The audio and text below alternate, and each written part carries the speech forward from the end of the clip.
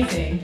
Well, I found out 2 days ago that one of my colleagues is a spoken word artist. She just popped a baby out, brings him along, and then I'm going to do some poetry now. So, as a mum and a woman, totally in awe, totally inadequate to this super mummy. But she also happened to have left home at 7 as well, so even more poignant for her to share her journey tonight. So please put your hands together for our first performance, a spoken word piece by Dami and Coco.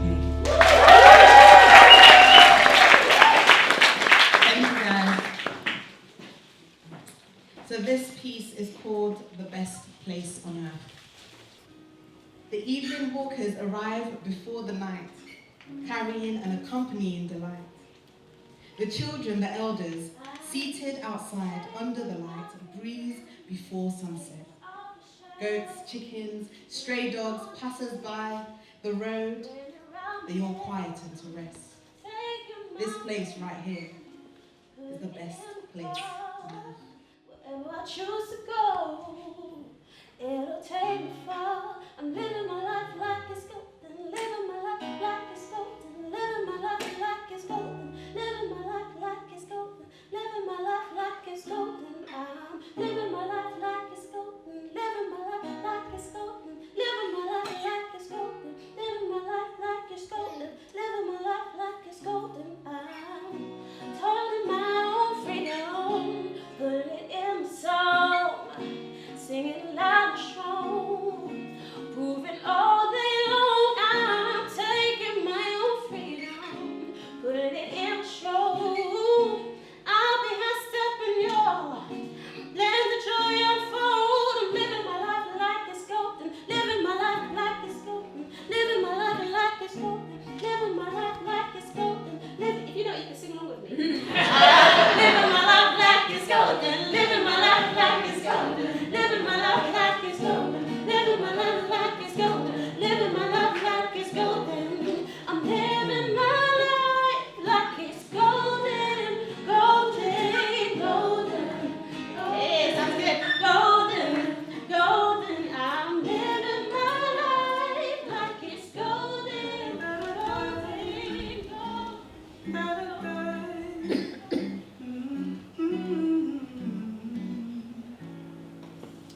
So I picture the scene, yeah, walking down the road. Well, for me, I would like go to Brixton with my gran on a Saturday, and she'd have a trolley.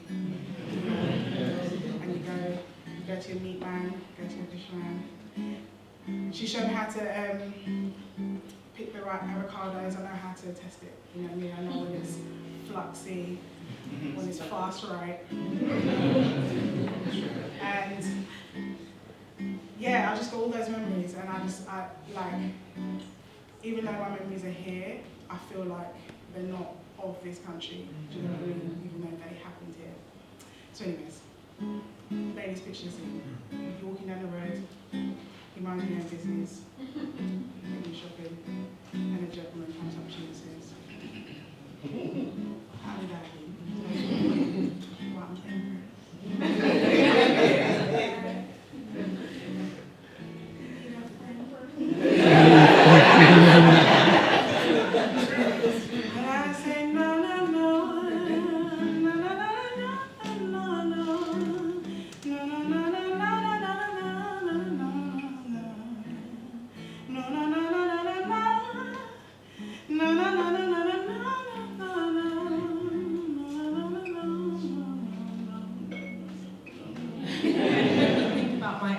A lot, and I think growing up as a mixed race person, wanting to know who I was, but it's a part of growing up anyway to want to know where we came from and who we are.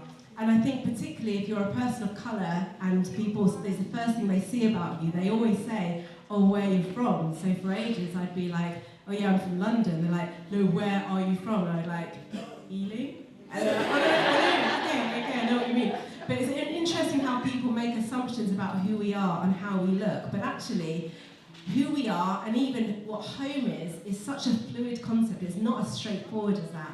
And I think as I was watching the film, because I have had a sneak preview last night, that was one of the things that it reminded me how important our identity is. And again, this issue of curiosity. So before we watch the film, we're going to have an opportunity for your questions afterwards. But But I thought it'd be great just to kind of probe us a little bit, to have a bit of a chat with Tamala and hear some of why she wanted to make this film and why it was so important. So I'm going to invite her up now for a little mini Q&A. How did you decide that you wanted to tackle this topic? What does it mean to you personally? And along those lines of wanting to challenge, what do you hope it will challenge? So I left home at 7, well 6 and a half, going on 7, and I don't think I've seen or viewed any kind of content that explored that. And obviously in the Brexit kind of era we're in the Windrush scandal, that the atrocities that's going on, it was perfect. And I didn't time it because this was happening. I just happened to have it on my heart, and then these things happened. So I felt it was really important to ask people who left their homes to live here, to adopt a new culture, to take on new traditions, and to kind of feel excluded in the process most times, what that is really like. And the significance of leaving home at 7, for some reason a lot of people leave home at 7. I don't know what it is, but between the ages of 5 and kind of 7, 8, but 7 is a very significant number. And if you look at number 7, it means completion, so maybe there's something in that. It just confirmed that I'm just a proud Guyanese. I just rep Guyana. I'm Guyana's number 1 representative. Everyone who knows me, that's true. So yeah, it just kind of solidified just my love for my country, and that identity is really important to me, and it's okay to be proud about where you're from. I'm living here, this is my home, but my home is also back there too, and I will never forget that.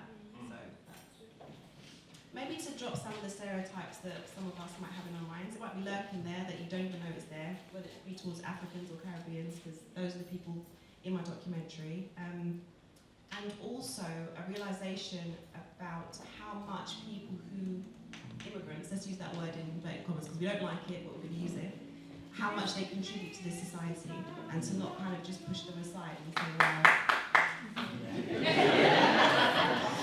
let's not just push them aside and label them as users and things like that, because a lot of us came from middle class backgrounds back home, so it's nothing to do with, we're this impoverished people who have come for like a better life. No. There's different stories behind why people are here, so I just wanted to take that away.